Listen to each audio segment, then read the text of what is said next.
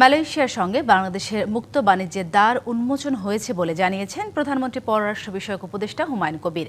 আর আরেক উপদেষ্টা মাহাদি আমিন জানিয়েছেন, শ্রম নির্ভর শিক্ষা খাতেও সহযোগিতা করার আশ্বাস দিয়েছে দেশটি।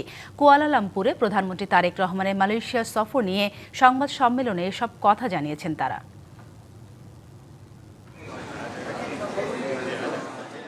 প্রধানমন্ত্রী তারেক রহমান মালয়েশিয়া সফর শেষে সোমবারই চীন যাচ্ছেন। কুয়ালালামপুরে তার দ্বিতীয় দিনের বৈঠক ও সার্বিক বিষয় নিয়ে সংবাদ সম্মেলনে কথা বলেন প্রধানমন্ত্রী, দুই উপদেষ্টা ও প্রেস উইং।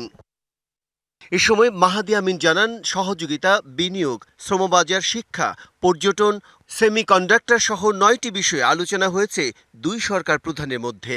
জনশক্তি রপ্তানি শুরু হয়েছিল মালয়েশিয়াতে।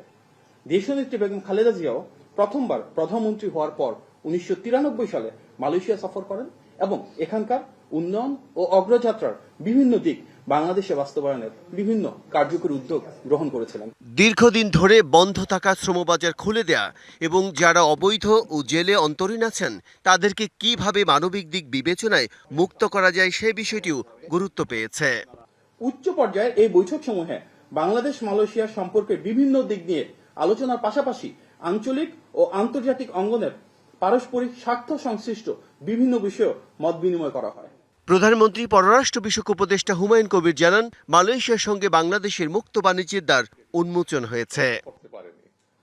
বাংলাদেশ ও মালয়েশিয়ার মধ্যে একটি ব্যাপক ভিত্তিক মুক্ত বাণিজ্য চুক্তি সম্পূর্ণ করার লক্ষ্য নির্ধারণ করা হয়েছে। এছাড়াও শ্রমবাজার, জ্বালানি, হালাল অর্থনীতি এবং যৌথ বিনিয়োগ ও সহযোগিতার বিষয়ে উভয় পক্ষ একমত হয়েছে। মালয়েশিয়া ও চীনে 6 দিনের সফর শেষে 26শে জুন প্রধানমন্ত্রী দেশে ফেরার কথা রয়েছে। Vijayan Kumar Das, DBC news.